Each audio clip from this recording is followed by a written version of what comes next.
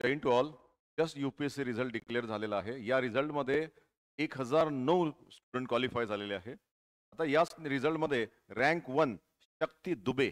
UPSC gender justice policy आहे, परंतु या आणि मेरिट बेस्ड पॉलिसी सुद्धा आहे डेफिनेटली. त्यामुळे जे आहे की रँक 1 जे आहे तर ती मुलगी आहे.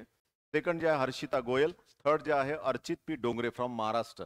तर जे आहे रँक टॉप 3 मध्ये जे आहे महाराष्ट्रीयन स्टुडंट सुद्धा आहे. आणि ओव्हरऑल जर रँक जर आपण बघितल्या तर जे आहे तर यामध्ये IASच्या ज्या रँक्स आहे तर 180 ज्या आहे पोस्ट होत्या. IFS Indian foreign services 55 post, Indian police services 147 post, central services group A 605 आणि ग्रुप बी सर्व्हिसेस 142, 1129 वॅकन्सीज आहेत. त्यामध्ये क्वालिफाय जे आहे 109 लोकांना जे आहे लिस्टमध्ये जे आहे क्वालिफाय केलेलं आहे. 1009. आता यामध्ये बघा की 13.4 लाख लोक अपियर झाले होते. प्रिलिम जे आहे किती लोकांनी क्वालिफाय केली, म्हणजे मेन्सला किती लोक अपियर झाले 14,627. इंटरव्ह्यूला म्हणजे पर्सनल टेस्टला किती लोक अपियर झाले 2,845.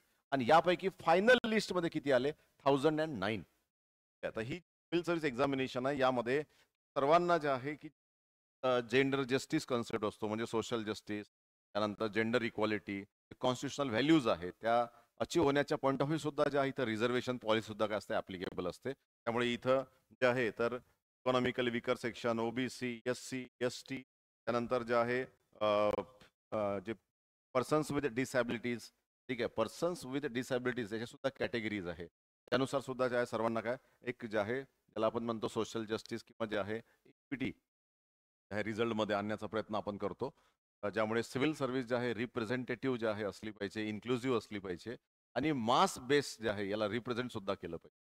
कारण की भारतीय संविधानाच्या आर्टिकल 16 अंतर्गत इक्वालिटी ऑफ ऑपॉर्च्युनिटीज ही खूप महत्वाची बाब आहे. अशा प्रकारे हा रिझल्ट लागलेला आहे.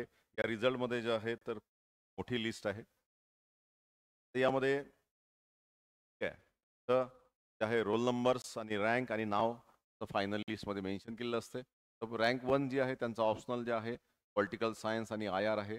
बाकीच्यांचं जे आहे आता या रिझल्ट जेव्हा सर्वांच्या मार्कलिस्ट येतील तेव्हा ती डिस्प्ले होतील तेव्हा आपण त्याचं एक ॲनालिसिसवर लेक्चर नक्की डिस्कस करू. सर्वांना ज्या माझ्या खूप खूप शुभेच्छा. सर्वांनी जे आहे टॉप रँक महाराष्ट्रामधून यावी यासाठी मी सर्वांना शुभेच्छा देतो. आणि नेक्स्ट रिझल्ट जे आहे एक धमाकेदार रिझल्ट असला पाहिजे. तर आपण इथं आहे सर्वांना त्या खूप खूप शुभेच्छा. अभ्यासासाठी खूप शुभेच्छा. आणि सर्वांनी जे आहे जय तयारी लागा. या प्रिलिमला येणाऱ्या प्रिलिमला सुद्धा सर्वांना बेस्ट विश. थँक्यू. जय हिंद, जय भारत.